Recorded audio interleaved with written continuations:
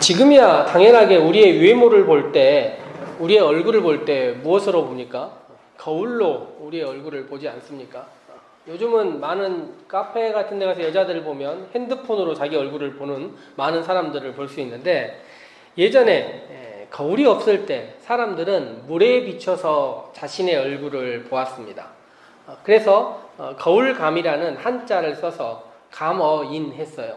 그러니까 거울에 자신을 비춰보는 게 아니라 물에 자신을 비춰서 보았다는 것이죠. 그런데 많은 사람들이 물에 자기 자신을 비춰보지 말고 감어수하지 말고 감어인해라 이야기를 했습니다. 이 감어수라는 말이 물에 비춰서 나를 본다는 말인데, 그렇게 보지 말고 사람에 비춰서 나를 좀 보아라. 이게 무슨 말일까요? 사람에 비추면 나를 볼 수 있을까요? 눈동자에 비춰서 자기를 보아라. 역시 획기적인 생각들인데, 이게 무감어수 감어인이라는 말이 약간 어려운데요. 사실 지금이 5월달이고 내일 모레면 우리 경민이만 누릴 수 있는 어린이날 아닙니까? 어린이 얘기를 하자면 이런 말이 있어요.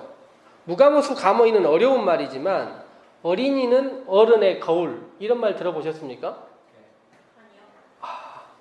어린이는 어른의 거울이라는 말이 있는데, 왜냐하면 아이들을 보면 그 집안이 어떻게 되는지 알 수 있다는 거예요. 그 집안에서 사용하는 말도 알 수 있고 그 집안에서 사용하는 습관들도 알 수 있다는 거예요. 왜냐하면 아이들이 누구를 따라하기 때문에요? 어른들을 따라하기 때문에 아이들이 그 집안을 비추는 거울이다. 어린이가 거울이다. 이렇게 이야기하는 것입니다. 즉 사람에 비춰보면 그 집안도 알 수 있고 우리 자신도 알 수 있는 것입니다. 정말로 어린이만 그런 것이 아니라 사람은 사람에 비춰서 보면 우리 자신이 어떤 존재인지 드러나기도 합니다. 그런데 사람에 비춰서, 타인들에 비춰서 우리를 볼 때 약간 슬플 때도 있어요.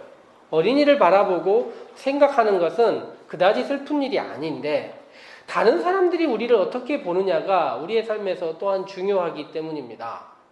다른 사람들은 우리를 볼 때, 많은 사람들을 서로를 볼 때 보통은 내면과 속을, 성품을 살펴보지 않고 외모를 바라보게 마련입니다. 그래서 키나 얼굴을 보기도 하고 학벌이나 직장을 보기도 하고 또 집이나 옷이나 차를 보고 사람들을 평가하고 그 사람이 어떨 것이다라고 외모로 사람을 비춰서 보는 것입니다. 이것이 사람들이 다른 사람들을 바라보는 일련의 방식입니다. 잘 보이고 싶은 마음도 우리 예배드리는 우리 많은 사람들에게 있습니다.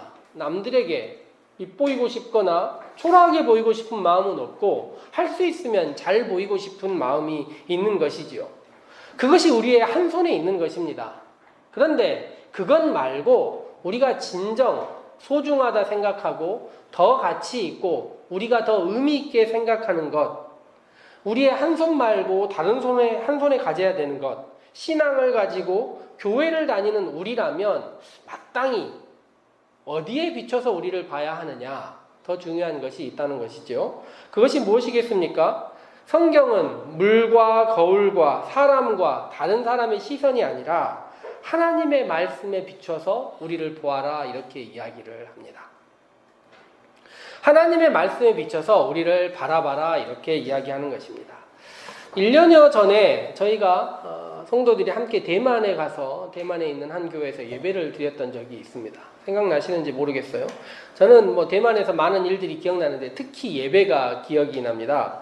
이 낯선 언어로 예배를 드린다는 것이 굉장히 어색하고도 또한 무엇인가 새로운 마음들을 많이 주는데, 찬양인도 하시는 분들이 엄청 열정이 있었어요. 우리 조한결 목사님도 잘 하시는데 그분들의 열정을 못 따라가.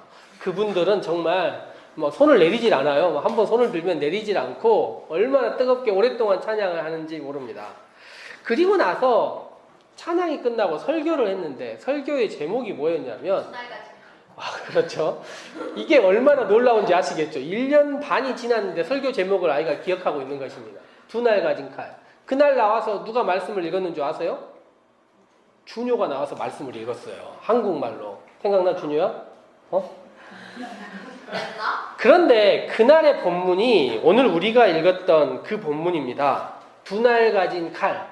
그날은 설교의 내용을 우리가 정확하게 기억하지 못하지만 그 본문, 오늘 우리 읽은 본문이 무슨 뜻이냐면 하나님의 말씀은 두 날 가진 칼처럼 예리해서 우리의 모든 것을 해체할 정도로 우리의 몸의 모든 것을 해체할 정도로 하나님의 말씀이 우리를 알고 있다는 것이죠. 그래서 우리의 모든 것이 다 드러날 수 있다 이야기하는 것입니다. 그런데 엄밀히 말해서 이 두 날 가진 칼은 전쟁이나 무기로 쓰이는 칼이라 볼 수 없고 수술용 칼이라고 봐야 하는 것입니다. 아주 날카로운 칼이에요. 그런데 하나님의 말씀이 이렇게 칼과 같이 날카롭다. 어찌 보면 우리의 모든 것을 알고 있다라는 말을 들으면서 우리들은 참 말씀이 무섭구나, 두렵구나 이렇게 생각해야겠습니까? 그것은 아니고 오늘 우리가 읽은 히브리서 4장의 말씀은 이 말씀에 비추어서 우리를 보아라 이것입니다. 하나님의 말씀이 이렇게 예리하고 우리의 모든 것을 알고 있으니 이 말씀을 기억하고 생각해라입니다. 엄밀히 보자면 히브리서 4장은 출애굽하는 이스라엘 백성들 이야기예요. 하나님의 말씀이 날카롭다가 아니고 출애굽하는 이스라엘 백성들에게 모세도 여호수아도 반복적으로 했던 이야기가 무엇이냐면 말씀을 기억하십시오. 말씀을 생각하십시오. 그런데 이스라엘 백성들이 어떻게 했냐면 말씀을 생각하고 말씀을 기억하지 않았던 거예요. 말씀을 기억하고 말씀을 생각하는 사람들은 참된 안식 가나안 땅에 들어갈 수 있다 이야기하는 것이죠. 그렇게 보면 우리도 이스라엘 백성과 늘 유사한 삶을 살고 있는 것도 있어요.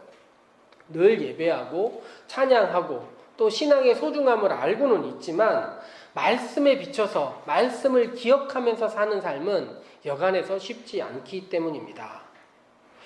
지금 시대는 예전과 달라서 칼이 있어야 우리의 몸의 내부를 볼 수 있는 것이 아니라 다양한 기계들로 정갑통 집사님 늘 사용하시는 그런 기계들로 우리의 몸을 일거수일투족을 다 볼 수 있어요. 인지과학자들은 사람의 몸뿐만 아니라 사람의 뇌도 일부분 상당수를 알 수 있다 이야기를 합니다. 그런데 과연 그럴까요? 우리의 마음을 과학이 모두 알고 있을까요? 옛 어른들 하는 얘기가 10길 물속은 알아도 한 길 사람 속은 모른다 이야기를 했습니다. 어떤 과학적 이야기들 살펴보니까 제가 어렸을 때 어른들이 맨날 하는 이야기 중에 니는 무슨 이렇게 헛생각하면서 5만 가지 생각을 하느냐 이런 얘기 많이 하는데 정말로 한 사람이 한 시간에 2,000가지 정도 생각을 한대요. 그래서 어른들이 과학 연구를 한 것도 아닌데 정말 하루에 5만 가지 생각을 하고 있는 것입니다. 그런데 이런 생각들을 모두 과학이 발견하고 찾아낼 수 있느냐? 그렇지 않은 것입니다. 그런데 성경 말씀은 뭐라고 이야기를 하냐면 말씀에 비추어서 우리를 보면 그 모든 생각들을 말씀은 우리가 어떤 생각을 하는지를 비춰서 알게 해준다는 것입니다. 그러니 우리가 그 말씀을 읽고 생각하고 삶 속에서 떠올리기만 하고 지낸다면 우리의 생각을, 우리의 마음을 비춰서 알 수 있다는 것이죠. 우리의 생각들이 주마등처럼 지나가 버리고 우리 생각들이 무엇인지 기억하지 못하고 있지만 말씀에 비추어서 보면 참된 생각인지 그렇지 않은 생각인지를 알 수 있다 이야기해 주는 것입니다. 시편을 기록했던 다윗이 이렇게 이야기를 해요. 139편에서 내가 앉아있거나 서있거나 주님은 다 아신다. 멀리서도 내 생각을 아시고 길을 가거나 누워있거나 다 알고 계신다. 내가 혀를 놀려 아무 말 하지 않아도 주님께서는 내가 하려는 말을 다 알고 계신다. 다윗은 말씀에 비춰서 자신을 보았던 것입니다. 그랬더니 내가 말하려 하지 않았던 말까지도 주님께서 알고 계심을 알아버렸던 것입니다. 그런데 이렇게 성경도 알려주고 히브리서도 알려주고 다윗도 알려주는 이 이야기, 하나님께서 나를 모두 알고 계시고 내 마음의 생각과 뜻을 알고 계신다 하였는데 중요한 것은 무엇이냐면 우리가 알고 있는데 실천하지 않는 것입니다. 사람이 자기를 알고 다른 사람을 알아야 백전백승이고 세상에 나가서 승리할 수 있는데 우리 마음과 우리 속에 무엇을 가지고 있는지를 근본적으로 모르고 있기 때문에 세상 다른 사람들의 하고 싶은 것, 다른 사람들의 눈과 세상이 원하는 것들에 우리가 흔들리기 때문에 진정으로 해야 될 것을 모른다는 것입니다. 그래서 우리들은 세상 많은 일들은 말이에요. 이곳저곳을 가봐야 그곳을 알 수 있습니다. 예를 들면 우리가 주중에 최정현 집사님의 사업장에 다녀왔는데 가기 전에는 거기가 어떤 곳인지 몰랐어요.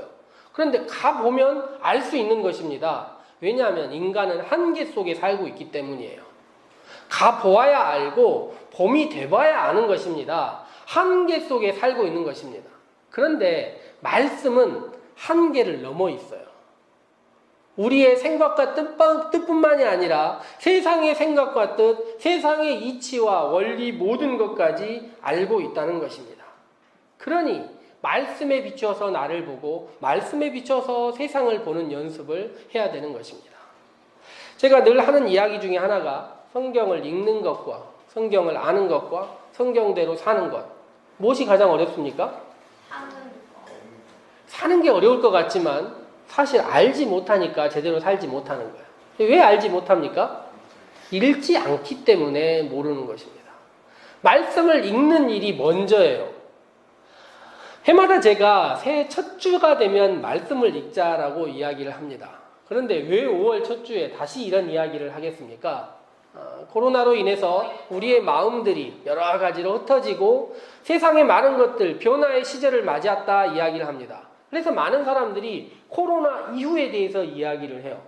그러나 모든 사람들의 이야기들이 많지만 정답이 있습니까? 없습니까? 정답이 없어요. 사실 다 모르고 이야기하는 것일 뿐입니다. 그럴 때일수록 우리가 무엇에 비춰서 우리와 세상을 보아야겠습니까? 말씀에 비춰서. 말씀에 비춰서 우리를 보고 말씀에 비춰서 세상을 보려는 연습들. 그래서 우리가 매주일 읽으려고 하는 성경들의 분량들을 최선을 다하여 읽어보고 매일매일 기도와 함께 자기 자신을 돌아보고 말씀에 비춰서 나와 세상을 바라보는 연습을 한다면 그것이 우리가 코로나 이후 교회와 우리 모두를 바라보는 길이 아니겠습니까? 5월의 햇볕이 최근에 나가보니까 무척 좋습니다. 그렇지만 아무리 햇볕이 좋더라도 나가지 않으면 알 수 없는 것처럼 말씀이 아무리 좋더라도 말씀이 아무리 우리를 비춰주고 세상을 비춰서 모든 것을 알게 해준다 한들 말씀을 읽지 않는다면 그 모든 것이 무슨 의미가 있겠습니까? 다시 예배를 시작하는 이 좋은 계절에 우리 살림의 모든 성도들이 말씀을 함께 읽고 하나님이 주신 세상과 우리를 함께 돌아보는 그런 시절들이 되었으면 좋겠습니다. 그렇게 말씀과 함께하는 우리 모두에게 하나님은 그 선하신 능력으로 함께하여 주실 것입니다. 함께 기도하도록 하겠습니다.